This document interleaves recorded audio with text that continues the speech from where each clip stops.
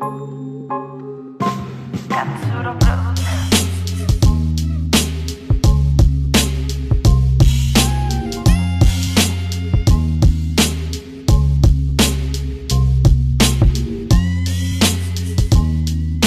we're here with Ashwin Navin,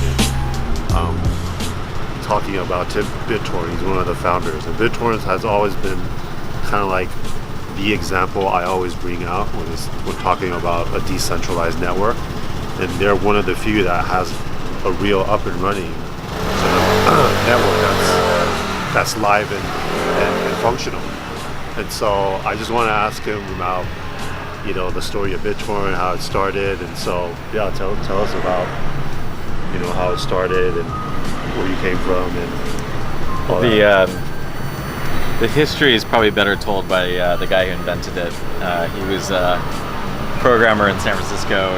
I think he'd been working on decentralized communications products for some time, and then the one he was working on failed, and then in his unemployment he came up with BitTorrent.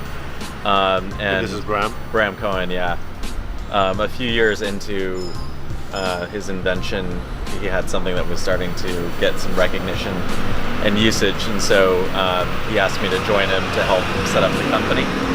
And so my objective was to take what was a really exciting protocol, which is BitTorrent, try to find everyone in the world who either contributed to it or had like-minded ideals, and get them to come work for the company. And luckily we convinced a good number of them to do so. Get that type of user adoption, get people to use it, and how did it grow, and what was your method of? Well, the protocol was in wide use by the time I met him. So I mean, he gets credit for conceiving and getting the initial adoption. And what was his vision around that? Yeah, it's a good question. Again, probably a better question for him. But when I met Bram, there were probably 4 or 5 open source implementations of this protocol. In fact, BitTorrent's original implementation was not even a majority. It was probably a small fraction of the actual usage of the technology and the number of clients that were developed using the protocol. And so in the beginning, it felt like one of BitTorrent's strengths was its openness and the fact that its protocol was available for anyone to implement without any kind of relationship to BitTorrent the inventor or BitTorrent the company. Yeah, sort of distributed networks. How do you see it?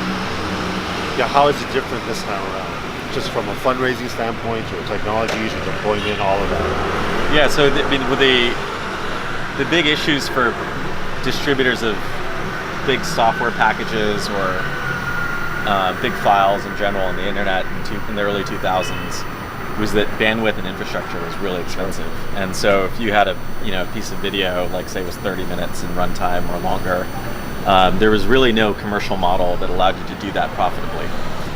So even big companies like Apple, who were big customers of the big CDNs, found that distributing a TV show online, even through iTunes, wasn't necessarily a profitable business because the bandwidth cost alone would eat up all the margin. And so the decentralized internet that came as a result of the BitTorrent protocol made a lot of video available online that would not have been possible to distribute. That would be your advice to sort of these decentralized companies trying to build decentralized networks? So that it's defined. I guess right now compute is cheap, network is cheap, storage is cheap. And given that all that is cheap, like what is the advantage of a decentralized network, right? Do you have other ideas on what that might be? Well, for me, there's I think this is going to vary depending on your perspective, but I think there's a number of folks in the privacy arena who basically don't trust the handful of companies that control vast amounts of data, and have used that to extend their dominance into new industries and new product lines.